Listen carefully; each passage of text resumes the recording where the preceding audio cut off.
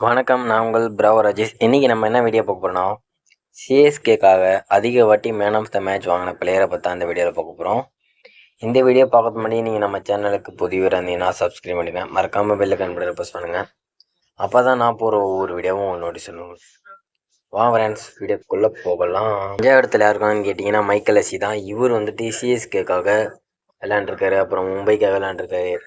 இவர் சிஎஸ்கேக்காக பண்ண விஷயங்கள் ஏராளம்னு சொல்லலாம். அந்த வகையில் இவர் வந்து எத்தனை வாட்டி man of the match award வாங்கியிருக்காருன்னு கேட்டிங்கன்னா, இவர் வந்துட்டு சிஎஸ்கேக்காக 10 man of the match award வாங்கி 5வது இடத்துல இருக்கான்னு சொல்லலாம். இவரோட பேட்டிங் பர்ஃபார்மன்ஸாக இருக்கட்டும், எல்லாமே வந்து நல்லாயிருக்கும். இவரோட மேன் ஆஃப் த மேட்ச் வந்து 10 வாங்கியிருக்கிறதுனால இவர் வந்து 5வது இடத்துல வச்சுருக்கோம். அடுத்ததாக பார்த்தீங்கன்னா 4வது இடத்துல யாருக்கான்னு கேட்டிங்கன்னா, நம்மளோட கேப்டன் ருத்ராஜ் கெய்க்வாட். இவர் வந்துட்டு 2019 எடுத்தாங்க. 2019 விளையாட இல்லை. 2020 ஸ்டார்டிங் 3 மேட்ச் கொஞ்சம் சொதப்புனார். லாஸ்ட்டு 3 மேட்ச்சில் அந்த ஒரு 50 அடித்து நான் இருக்கேன்ப்பா அப்படிங்கிற ஒரு இதை நம்பிக்கை ஊட்டினார். அதுலேருந்து நம்ம ருத்ராஜ் கெய்க்வாட் சிஎஸ்கேல இருக்கார். இவர் வந்துட்டு மேன் ஆஃப் த மேட்ச் வந்து 10 வாட்டி வாங்கி 4வது இடத்துல இருக்கார். இன்னமும் வாங்குவார். நம்மளோட கேப்டன் இவர் வாங்குவார் அதிகமாக. அடுத்ததாக பார்த்தீங்கன்னா 3வது இடத்துல யாருக்காங்கன்னு கேட்டிங்கன்னா, நம்மளோட சின்ன தலை தான் இருக்கார்.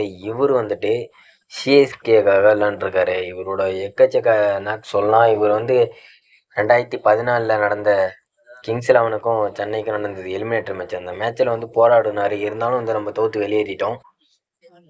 அந்த நாக்கெல்லாம் பார்த்தீங்கன்னா செமையாக இருக்கும்.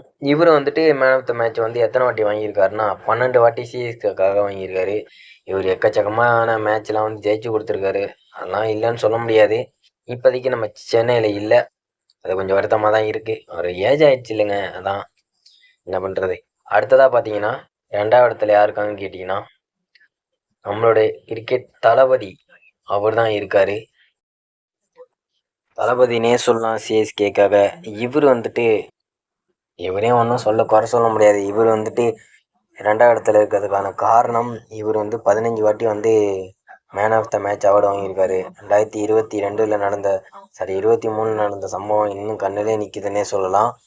2023 லாஸ்ட் இந்த ஒரு 6 ஒரு 4 அடித்து அந்த கப்பை ஜெயிச்சு இந்த தோனி வந்து இவர் கட்டி பிடிப்பார் இல்லையா, அந்த மொமெண்ட் இன்னும் மறக்க முடியல. இவர் வந்து 15 மேன் ஆஃப் த மேட்ச் வாங்கி 2வது இடத்துல இருக்கார். அடுத்ததாக பார்த்தீங்கன்னா மொதல் இடத்துல யார் இருக்கா அப்படின்னு கேட்டிங்கன்னா, யார் இருப்பா? நம்ம தலை தான், நம்ம தலை தோனி. இவர் வந்துட்டு சென்னை சூப்பர் கிங்ஸ்க்காக எவ்வளவோ செஞ்சுருக்காருன்னே சொல்லலாம். இப்போ நேற்று நடந்த மேட்ச்சில் கூட வந்துட்டு 3 6 ஹர்திக் பாண்டியா ஓவரில் அடித்தார். அதெல்லாம் மறக்க முடியல. இவர் வந்துட்டு 15 மேட்ச் வந்து மேன் ஆஃப் த மேட்ச் வாங்கியிருக்காரு. இன்னும் சாதிக்க வேண்டியது எவ்வளவோ இருக்குது அப்படின்னு தான் சொல்ல தோணுது. சரி, இதோட இந்த வீடியோ முடிச்சுக்கலாம். மீண்டும் மற்ற வீடியோ சந்திக்கும் வரை நான் உங்கள் பிராவோ ராஜேஷ். டாடா, பாய், டேக் கேர். மீண்டும் மற்றொரு வீடியோவில் சந்திப்போம்.